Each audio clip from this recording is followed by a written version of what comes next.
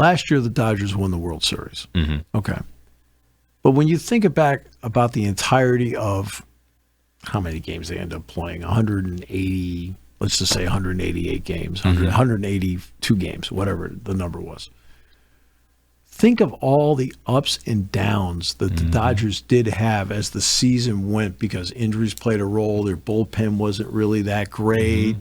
You know, guys went through slumps. Even in the postseason, they had to fight their way through. Ohtani didn't bat well. Like they had to get to the seventh and deciding game of the World Series before they finally won it. Right. So it wasn't as if the Los Angeles Dodgers steamrolled their way through Major League Baseball last year. If you really look at it, they didn't. Yeah. Oh, did they end up with a really good record? Yes. Did they end up winning the World Series? Yes.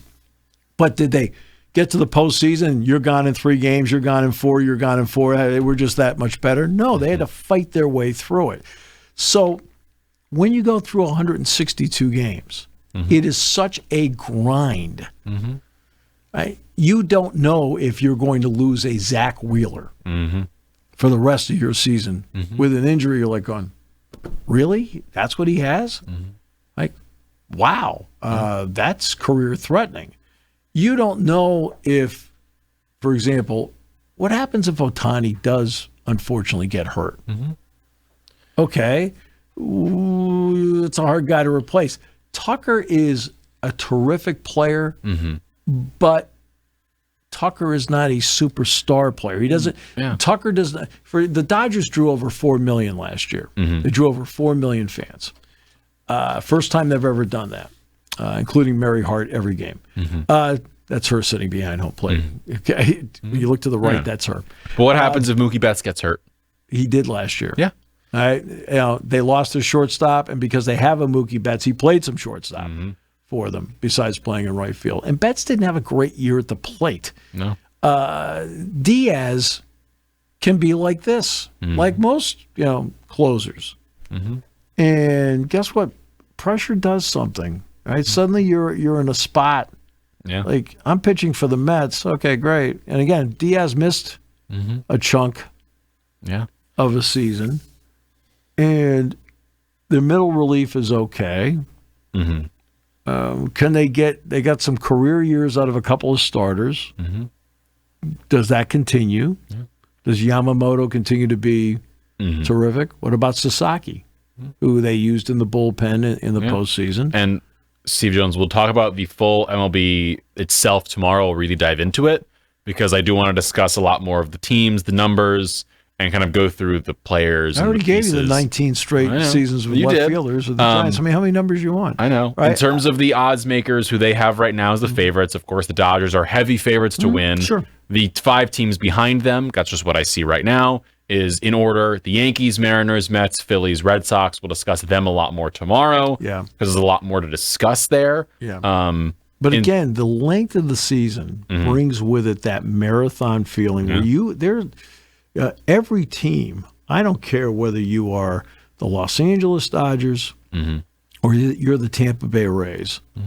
You may have different payrolls, but you face a lot of the same challenges, beaten up grind, and bruised and worn down. And, what's your farm system like? Because that farm system may have to bail you out for a couple of games on the old Worcester Boston shuttle. That old Lehigh Valley Philadelphia shuttle. Something where you're going to need the depth of your organization to get you through, and that's the grind of Major League Baseball. Now the other part too is where the heck can you see it? MLB TV now is through with ESPN, I believe, so they're now there. And then Steve Jones, the MVP piece of it. I'll just kind of list through the names just to get them out there. The odds are for the AL, Aaron Judge, Bobby Witt, Cal Raleigh, Julio Rodriguez, Nick Kurtz from the A's is 5th apparently. Kurt's a good player. Yeah, he is a good player. I mean, Kurtz hit for the cycle, drove in what did he drive in one game? It was 16 runs or something. That was crazy. That's a crazy number. The NL, the Astros, remember that. The NL MVP. He had 4 home runs, 2 doubles. NL MVP odds, of course, the minus number, the only person here out of any MVP, So Ohtani, then Juan Soto, Ronald Acuna Jr., Fernando Tatis Jr., Francisco Lindor, Corbin Carroll, Cy Young in the AL, Tarek Skubal, Garrett Crochet, Cole Ragans from Kansas City. I may have said his name wrong. Hunter Brown from the Astros and Max Fried. And then in the NL. And Fried, by the way, is the opening night pitcher for the Yankees. Garrett Cole did make the roster, but I believe he's on the 15-day IL. See, the key is he's on the 15 and not the 60. Yeah, not the big one. So that's interesting. In the NL, the Cy Young, the odds-on favorite, Mr. Paul Skeens. Behind him, Yamamoto, Christopher Sanchez, Chris Sale, Zach Wheeler, Logan Webb. But if the Pirates could finish 500, that would be great. Yeah.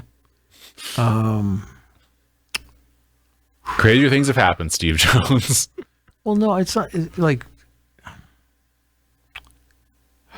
they're a hard team to figure out in terms of like how good are their players. To be honest with you, a couple guys, like a couple guys, they're pretty good, but like for the most part, they've tried to use some of their young players, but they've also added in some retreads, and it's like they're a hard team to get a. Now they're in a division where you can make a move. I mean, Milwaukee's the standard bearer in that division. The Cardinals, and I'm glad Ollie got a 2-year deal, Ollie Marmol. But the Cardinals have fallen back. They're in a rebuild. The Cubs are pretty good. Cubs are really good. Yeah. And the Reds are better, but the Pirates have a chance to maybe be a third-place team this year if things fall into place. They can keep guys healthy. I like the Pirates starting pitching. Well, they've got, of course, besides Skeens, but I like their starting Keller, pitching. Bubba Chandler, Braxton Ashcraft, and Carmen Lozniak. Yeah, I mean, I think their starters are okay. Connor Griffin is staying down in AAA, I believe, to start the season, so he is not coming up just yet. If they're playing a contract deal with him, just say, like, you know what?